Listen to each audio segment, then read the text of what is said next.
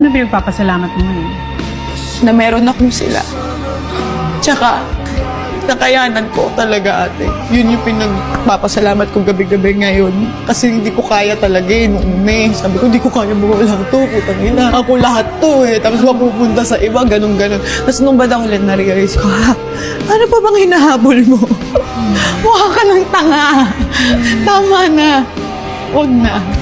So, ayun, parang dun ko na unti-unti nasisimulan na nakikita ko na yung sarili kong halaga. Tapos naririnig ko rin na nakakasama na ako na ibang tao ngayon na kapag sinasabi nila yung worth ko, gumagaan yung pakiramdam ko na, oo nga no, buti pa yung ibang tao nakikita yung worth ko samantalang ako hindi ko nakikita. So mas lalo lumalakas yung loob ko. Kaya laking pasasalamat ko sa lahat ng tao na kapaligid sa akin, kaibigan ko. Si Ate Alex, isa pa yan, yung mga nagpapayo sa akin.